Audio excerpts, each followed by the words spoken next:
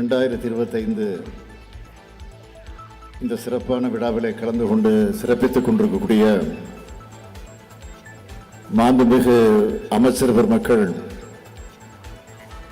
ஏவா வேலவர்களே, துவக்கத்தில் அனைவரையும் வரவேற்று மகிழ்ந்திருக்கக்கூடிய மாண்புமிகு அமைச்சர் MRK பன்னீர்செல்வம் அவர்களே, மாண்புமிகு திரு முத்துசாமி அவர்களே, மாண்புமிகு மூப்பே சாமிநாதன் அவர்களே,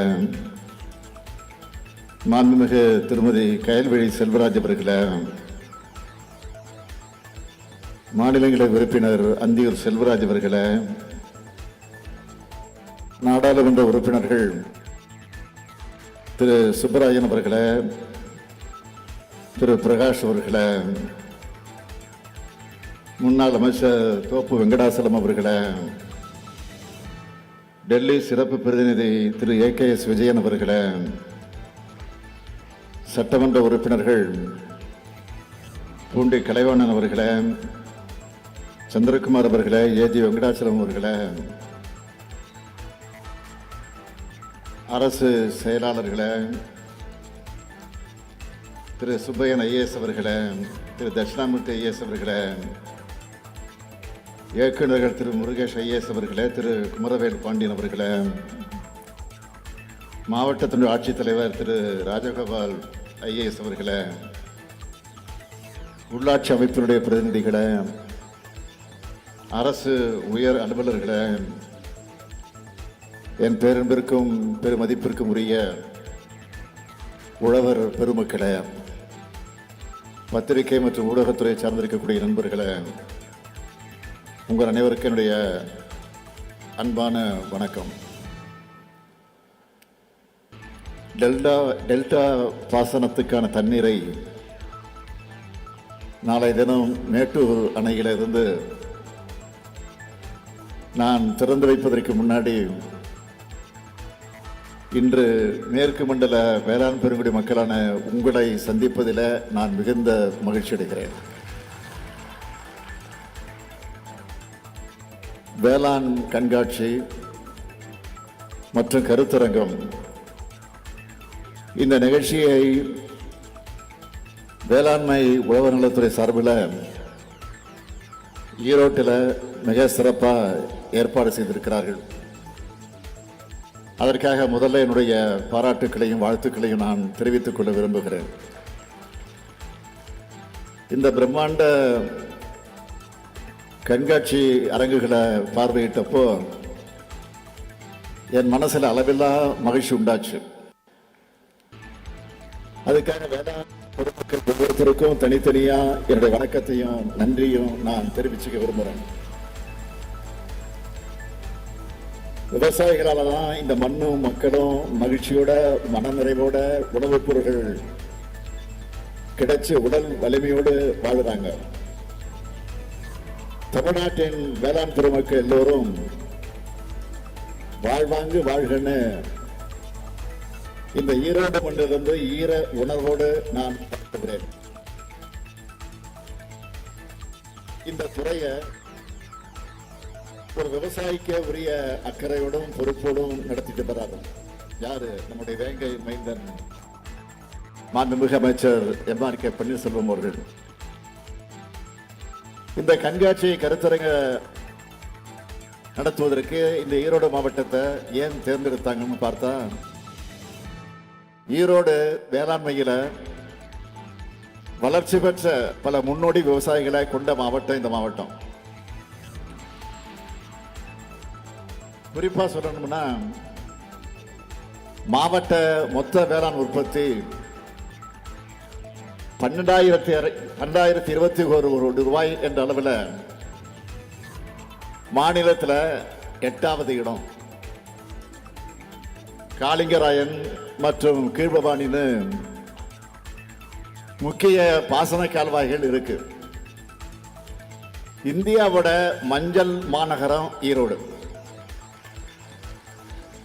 அதனால இந்த கண்காட்சி ஏற்பாடு செஞ்சு சரியான முடிவை எடுத்திருக்கிறாங்க. ஆட்சி பொறுப்பேற்றதுமே முதல் வேலையா வேளாண்மை துறைன்னு சொல்லாம உழவர் நலனையும் உள்ளடக்கினதா இருக்கணும்னு வேளாண்மை உழவர் நலத்துறை அப்படின்னு பெயரை மாற்றணும். அந்த மாற்றத்திற்கு ஏற்ப உழவர் நலன் காக்கும் பல்வேறு திட்டங்களையும் வகுத்து செயல்படுத்திக்கிட்டு வரோம்.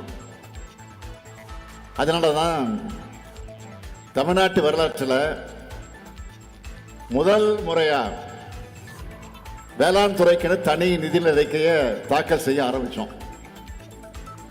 அப்படி 5 வேளாண்மை பட்ஜெட் மூலமா தனி கவனம் செலுத்தினதுனால உண்டாகி இருக்கக்கூடிய பயன்களை சில எடுத்துக்காட்டுகளை சொல்லணும்னா, கடந்த 4 ஆண்டுகள்ல உணவு தானிய உற்பத்தியில 458 லட்சம் மெட்ரிக் டன் எட்டி இருக்கிறோம். 2020-21 ஆண்டுல ஹெக்டருக்கு 2235 கிலோவா இருந்த உணவு தானிய பயிர்கள் உற்பத்தி திறன் 2024-25 ஆண்டுல 2871 கிலோவா அதிகரிச்சிருக்கு. அது மட்டுமல்ல, கூட்டுறவுத்துறை மூலம் 62,352 கோடி ரூபாய் பயிர்க்கடன் மற்றும் கால்நடை பராமரிப்பு கடனா 81 லட்சம் விவசாயிகளுக்கு வழங்கப்பட்டிருக்கு. சிறப்பு கால்நடை சுகாதாரம் மற்றும் விழிப்புணர்வு முகாம்கள் நடத்தப்பட்டு 26 லட்சம் விவசாயிகள் பயன் பெற்றிருக்கிறாங்க. தமிழ்நாடு முழுக்க 2 லட்சம் இலவச வேளாண் மின் இணைப்புகள் வழங்க அறிவிக்கப்பட்டு இதுவரை 1,84,000 இணைப்புகள் 2,184 கோடி ரூபாய் செலவில் வழங்கப்பட்டிருக்கிறதை நான் பெருமையோடு தெரிவிக்க விரும்புகிறேன். இலவச மின்சாரத்துக்கு மட்டும் இதுவரை மொத்தம் 26,223 கோடி ரூபாய் செலவிடப்பட்டிருக்கு. ஒன்றிய அரசால நிர்ணயிக்கப்பட்டிருக்கக்கூடிய குறைந்தபட்ச ஆதரவு விலையை விட கூடுதலா சன்னரக நெல்லுக்கு குவிண்டாலுக்கு 105 ரூபாயும் பிற ரகங்களுக்கு 130 ரூபாயும் ஊக்கத்தொகையாக வழங்கப்பட்டு வருது. கரும்பு விவசாயியுடைய நலன் கருதி ஒன்றிய அரசு அறிவிச்சிருக்கக்கூடிய ஆதார விலையான 1 டன்னுக்கு 3,151 ரூபாய்க்கு மேல 349 ரூபாய் சிறப்பு ஊக்கத்தொகையா வழங்குகிறோம். இப்படி விவசாயிகளுக்கு பார்த்து பார்த்து செய்யறதுனாலதான் வேளாண்மையும் பெருகி இருக்கு, உழவர்களும் மகிழ்ச்சியா இருக்காங்க. இருக்கீங்களா இல்லையா சொல்லுங்க. அகில இந்திய அளவில் பயிர் உற்பத்தி திறன்ல தமிழ்நாடு பெற்றுள்ள இடங்களை சொல்லணும்னா சிறு தானியங்கள், கேழ்வரகு, எள் மற்றும் துவரையில் முதலிடம், மக்காச்சோளம், மொத்த எண்ணெய் வித்துக்கள் மற்றும் கரும்புல 2வது இடம், குறுதானியங்கள் மற்றும் நிலக்கடையில 3வது இடம்.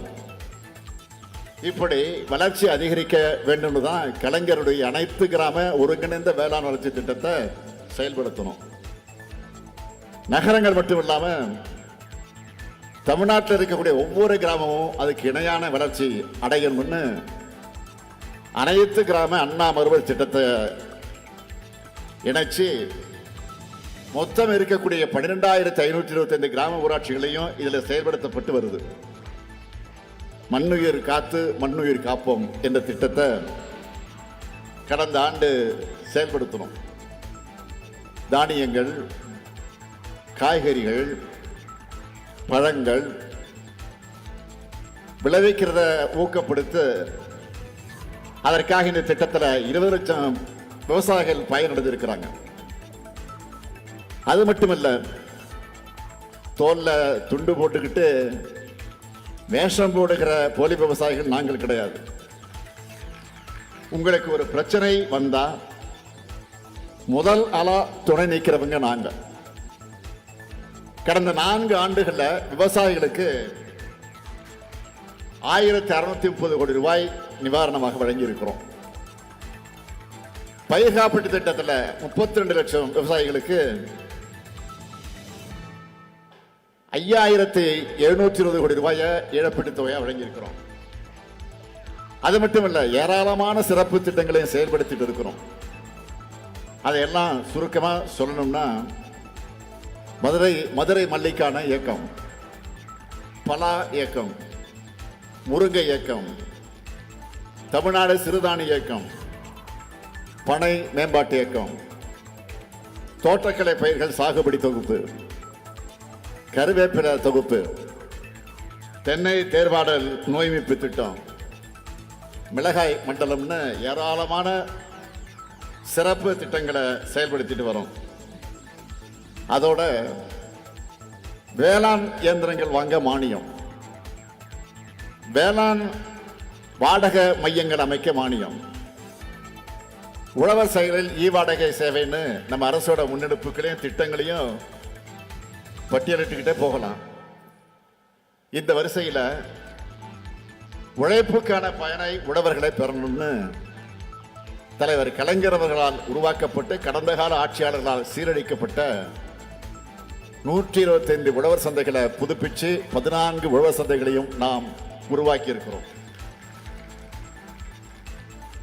இந்த ஈரோடு மாவட்ட வேளாண் பெருங்குடி மக்களோட நன்மைக்காக சில முக்கியமான திட்டங்களையும் முன்னெடுப்புகளையும் சொல்லணும்னா, ஈரோட்டில் மஞ்சள் ஆராய்ச்சி மையம் 2020-21 ஆண்டை விட 25,000 ஏக்கர் கூடுதலா 2024-25 ஆண்டில் தோட்டக்கலை பயிர்களில் சாகுபடி மேற்கொள்ளப்பட்டிருக்கு. இந்த மேற்கு மண்டல மக்களுடைய நீண்ட நாள் கோரிக்கையான அத்திக்கடவு அவிநாசி திட்டமும் தொடங்கி வைக்கப்பட்டு ஈரோடு, திருப்பூர், கோவை மாவட்டங்களில் இருக்கக்கூடிய 1045 ஏரிகள் மற்றும் குளங்கள் வளம் பெற்றிருக்கு. கடைமடைக்கும் பாசன நீர் கிடைக்க வாய்க்கால்கள் தூர்வாரப்பட்டு தேவையான புனரமைப்பு பணிகளும் மேற்கொள்ளப்பட்டிருக்கு. பவானி ஆற்றில் 8 தடுப்பணைகள் ஏற்படுத்தப்பட்டிருக்கு. கீழ்பவானி திட்ட பிரதான கால்வாய்கள் 514 கோடி ரூபாயில புனரமைக்கப்பட்டு வருது. 8579 விவசாயிகளுக்கு இலவச வேளாண் மின் இணைப்புகள் வழங்கப்பட்டிருக்கு. பவானி சாகர்ல உத்தமர் தியாகி ஐயா ஈஸ்வரன் அவர்களுக்கு திருவுருவச் சிலை மற்றும் அரங்கம் அமைக்கப்பட்டிருக்கு. முதலமைச்சரின் உழவர் பாதுகாப்பு திட்டத்தில் 1000 ரூபாய் இருந்த முதியோர் ஓய்வூதிய தொகை 2023 ஆண்டில் முதல் 1200 ரூபாயாக உயர்த்தி இருக்கிறோம். அதில் இந்த மாவட்டத்தில் மட்டும் 6,61 லட்சம் ரூபாய் 5,596 விவசாயிகளுக்கு வழங்கப்பட்டிருக்கு. இவ்வளவும் ஈரோடு மாவட்ட விவசாய மக்களுக்காக செஞ்சிருக்கிறோம், இனியும் செஞ்சு தர இருக்கிறோம். அந்த வரிசையில தான் இந்த கண்காட்சி ஏற்பாடு செய்யப்பட்டிருக்கு. வேளாண் விளைபொருட்களுடைய உற்பத்தியை அதிகரிப்பதற்கான எல்லா தகவல்களையும் நீங்க இங்க தெரிஞ்சுக்கலாம். உழவு தொழிலுக்கும் வேளாண்மை சார்ந்திருக்கக்கூடிய அனைத்து தரப்பினரும் நாம எல்லாரும் ஒன்றிணைந்து ஊக்கமளிக்கணும்னு இந்த நிகழ்ச்சி வாயிலாக கேட்டுக்கிறேன்.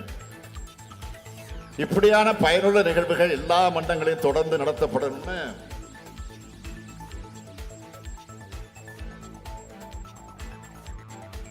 ஊக்கமளிக்கணும்னு இந்த நிகழ்ச்சி வாயிலாக. உழவு என்பது தொழில் மட்டுமல்ல, அது நம்முடைய நம்முடைய பண்பாடு. நிலத்தை 5 நிலையாக பிரிச்சு வாழ்வியல் வகுத்த இனம் நம்முடைய தமிழினம். அந்த நிலத்தை எல்லா வகையிலும் நாம் வளப்படுத்தி உயர்த்தணும். பலமான நிலங்களையும் பயிர்களுக்கு நடுவே களைகள் முளைக்கும் என்பது விவசாயிகளுடைய இருக்கக்கூடிய உங்களுக்கு நல்லா தெரியும். அப்படிப்பட்ட கலையாதான் கடந்த அதிமுக ஆட்சி இருந்துச்சு. எல்லா வகையிலும் விவசாயிகளுக்கு துரோகம் செஞ்ச ஆட்சி அது. ஒவ்வொரு விஷயத்துக்கும் நீங்க எப்படியெல்லாம் போராடுன்னு கொஞ்சம் நினைச்சு பாருங்க. இன்னைக்கு அந்த நிலைமை மாறி இருக்கு. கடந்த ஆட்சியில விவசாயிகளுடைய தற்கொலை அதிகமாச்சு. உழவர்களுடைய உரிமையை பறிக்க முயன்ற 3 வேளாண் சட்டங்களை எதிர்த்து டெல்லியில வெயிலையும் மழையிலையும் விவசாயிகள் போராடி அடக்குமுறையை எதிர்கொண்டப்போ உச்சமே இல்லாம அந்த சட்டங்களை ஆதரிச்சு பேசி பச்சைத்துறை செஞ்சவங்க தான் அவங்க. அதனாலதான் நீங்க தோக்கடிச்சீங்க. வேளாண் பெருங்குடி மக்களான உங்களை நான் கேட்டுக்கொள்வதெல்லாம் அது போன்ற கலைகள் நாட்டிலிருந்து மொத்தமா களையப்படணும். உழவர் பெருங்குடி மக்களான உங்களுக்கு இன்னும் பல திட்டங்கள் திராவிட மாடல் ஆட்சியில வர இருக்கு. மீண்டும் நம்ம திராவிட மாடல் 2.0 ஆட்சிதான் அமையும். அதுக்கு உழவர்களை காக்கக்கூடிய இந்த அரசுக்கு உழவர் பெருமக்கள் அனைவரும் உற்ற துணையாக இருக்க வேண்டும் என்று உங்களை அன்போடு கேட்டு விடைபெறுகிறேன். நன்றி, வணக்கம்.